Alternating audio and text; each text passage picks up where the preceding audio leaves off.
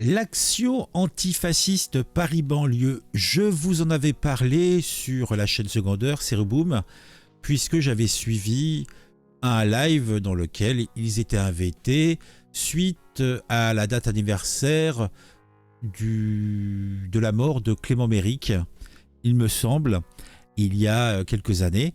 Et lors de cette intervention, ils étaient venus présenter leur collectif d'action antifasciste Paris-Banlieue, l'AFA.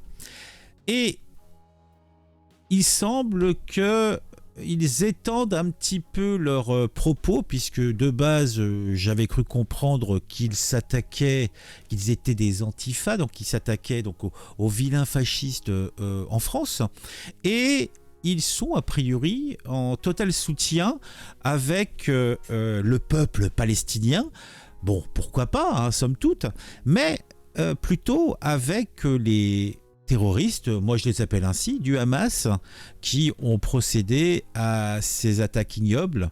Hein, on en a dû parler encore il y a quelques heures, quand le nombre des disparus, des tués et des personnes enlevées, ne serait-ce que dans les premières minutes de l'intervention du Hamas sur le territoire israélien, avec l'assassinat de plus de 200, pratiquement 300 rêveurs, donc qui étaient dans une rêve party, hein, qui se sont fait massacrer, d'autres qui ont été enlevés et ramenés dans la bande de Gaza.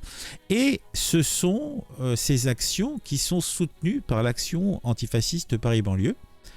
Il y en a d'autres, hein, qui soutiennent ça et qui justifient ça de façon tout à fait pertinente, hein, pour eux, hein, dans leur esprit. Et par exemple, vous voyez un tweet de ce collectif, je ne sais pas comment on peut appeler ça, ce groupuscule. Si vous n'êtes pas vigilant, les journaux vous feront haïr les oppressés et aimer les oppresseurs. Malcolm X. Quelle belle référence, Malcolm X, tu penses? Donc on voit donc une image a priori des membres de ce collectif qui se baladent dans les rues de je ne sais quelle commune. Et il y a des personnes qui répondent « Il faut être malade du cerveau pour se réjouir ainsi du meurtre de femmes et d'enfants. » Ce sont des cloportes. On fait quoi des cloportes? Comme c'est méchant. Les mêmes clodos qui brûlent la France, toujours les mêmes. Sauf que le Hamas, tout comme Israël, oppresse aussi son propre peuple. Malcolm X était pour l'autodéfense, comme la plupart les Black Panthers. Pas pour aller tuer des femmes et des gamins. Quant aux antifascistes, il est bon de se rappeler que le Hamas aussi est fasciste. Plus de 1000 morts, dont la plupart des civils tués par le Hamas, et vous arrivez encore à vous sentir antifasciste. Vous êtes effrayant. Mais bon, on se dit, bon, pourquoi ils pensent comme ça, ils rêvent comme ça, je sais pas. Donc comme je vous l'ai dit, j'avais fait une petite vidéo et on va écouter une petite séquence, hein, somme toute quelques instants, et peut-être on va comprendre le problème. Donc je crois qu'on doit être vers là, ici par exemple, ça paraît très bien. Ce que tu dis, c'est réel et on peut le voir aussi dans la composition, par exemple, de notre organisation. C'est parce que l'action antifasciste Paris-Banlieue a pris des positions claires à certains moments importants, notamment pendant la période de l'état d'urgence qui ciblait principalement les musulmans. L'AFA est à l'origine d'une manifestation contre l'islamophobie. C'est ce type de positionnement-là qui ont après permis à d'autres et des personnes en fait qui de base n'étaient pas la cible de... Bon, ça suffira. Donc, il y a une association qui se fait, a priori, pour ses membres, entre donc la Palestine, le Hamas, Israël et l'islamophobie, le racisme en France, en Israël.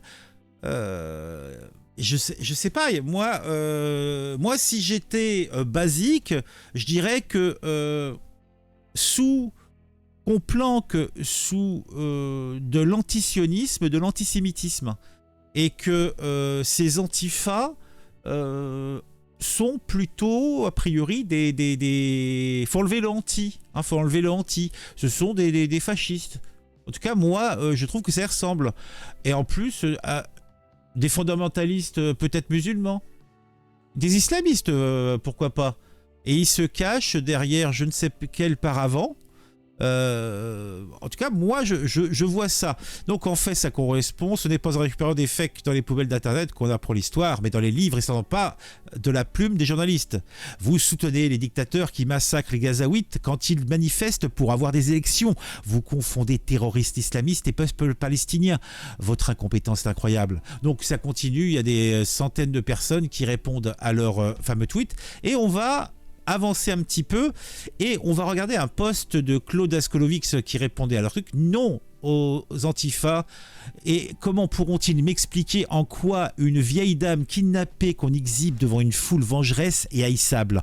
En quoi des otages arrachés à leur foyer sont des oppresseurs? La citation de Malcolm X est très élégante, mais c'est une cuistrerie. Et je partage assez l'avis du monsieur. Les Israéliens savent très bien ce qui se passe à Gaza. En Cisjordanie, ils votent même pour à la majorité. On doit condamner l'attaque terroriste du Hamas et les kidnappings. Mais c'est trop facile d'absoudre les civils qui savent et ne font rien ou encouragent. Donc, tu vois, il y a des personnes... en fait, t'es civil, tu ne fais rien, donc tu es complice, tu es coupable, donc tu mérites ce qui va t'arriver. Hein? C'est quand même curieux, hein. Et ça, c'est en France. Ça, c'est des gens qui sont en France. Alors, on remonte encore un petit peu. Et là, ils veulent se justifier. Donc, l'action antifasciste Paris-Berleux va faire les comptes. Hein. Il va compter, puisque ça se compte au nombre d'hommes. C'est le nombre de victimes qui compte. Hein. Si tu es victime, tu l'es totalement. Donc, ça t'absout de tous tes crimes. Alors, le bilan humain des conflits israélo-palestiniens, donc proposé par l'Action antifasciste Paris-Banlieue. Donc, statistiques de 2008 à 2020.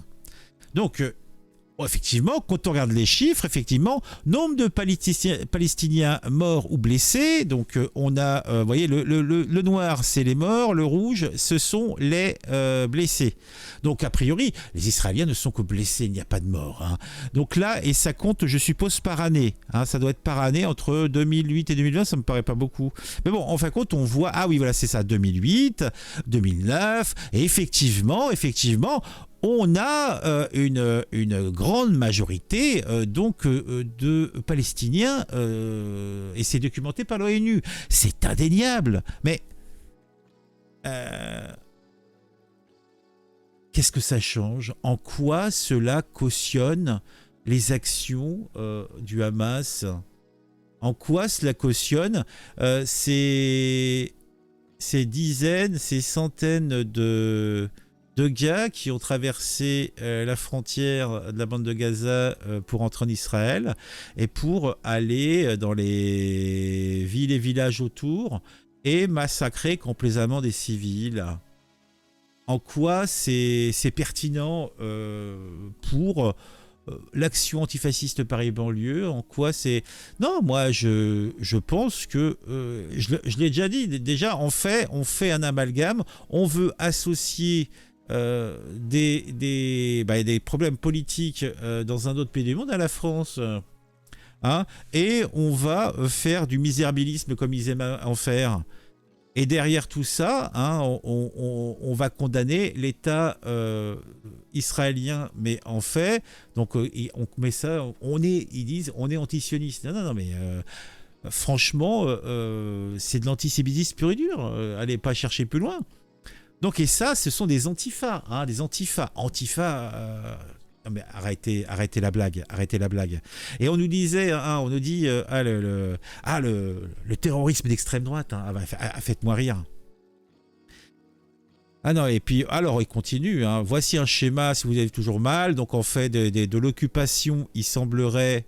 Donc des zones attribuées, donc je suppose aux Palestiniens, donc ils se réduisent de plus en plus, etc. Mais ça, c'est l'histoire. Mais on ne s'étonne pas de cette position venant de vous, sachant que vous qualifiez Georges Ibrahim Abdallah, le plus vieux prisonnier politique d'Europe, de terroriste, entre guillemets, dans votre revue de presse. Attends. Georges Ibrahim Abdallah, le plus vieux prisonnier politique d'Europe, de terroriste, entre guillemets. Mais Georges Ibrahim Abdallah est un terroriste? Je vois pas très bien, il n'y a pas vraiment de questions qui se posent. Attends, allez, on est fous. Bon, moi, je vais aller regarder la page Wikipédia. Bon, sur Ibrahim. Alors, Georges Ibrahim Abdallah. Donc, il est né en 51. Donc, 72 ans. Alors, en 1987, il est condamné à la réclusion à perpétuité pour complicité dans l'assassinat de diplomates israéliens et américains à Paris. Il est également soupçonné d'avoir joué un rôle dans l'assassinat en 1976 de François Malouat, ambassadeur des États-Unis au Liban. Donc, il jouit d'une grande popularité au sein de la classe dirigeante libanaise. Plusieurs politiciens libanais exigent sa libération, etc., etc. Mais bon, il a fait des dingueries et il a participé à des dingueries en France. Il est en tôle. C'est ça. Alors, qu'est-ce qu'on peut savoir? Donc, il est arrêté à Lyon. Hein. Il est membre des FARL. Et qu'est-ce qu'il y a d'autre à savoir sur lui? Donc, il est en détention depuis quelques années, a priori, et il doit être toujours en tôle. Et il a des soutiens. Il est soutenu. Bravo à lui. Donc, il est soutenu par... donc, il est soutenu par Daniel Obono, donc de la France Insoumise, par Angela Davis, en 2013, qui est venue en France et qui l'a soutenu. Bon, voilà, quoi. Donc, moi, quand je lis sa page Wikipédia, bah oui, moi je dis, a priori, il a tout. Moi, je suis pas jury, je suis pas machin, mais il a été condamné. Il est en tôle, donc je pense que c'est. On n'enferme pas des innocents. Donc, et a priori, il a toute la définition du terroriste. Bah oui. Bon. Tout ça, bah, je vous mettrai en lien dans la description de cette vidéo aller vers ce tweet. Hein. Je vous mettrai aussi le lien vers la vidéo dont je vous ai montré un extrait. Donc après, que faut-il en penser? Bah, que en fait, il y en a qui se trompent de haine, quoi, et qui ont peut-être quelques problèmes avec les Israéliens. Mais pourquoi ils viennent en plus nous faire suer avec ça, quoi? Je ne sais pas. Bon, on se retrouve très très vite pour une nouvelle vidéo sur un sujet qui m'a intéressé et qui vous intéressera aussi.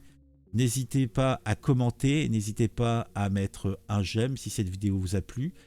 Si vous découvrez ma chaîne et que vous souhaitez me suivre, n'hésitez pas à vous abonner. Et si vous vous abonnez, n'oubliez pas d'activer la petite cloche. C'est du plaisir, c'est du bonheur. On se retrouve très vite pour une nouvelle vidéo.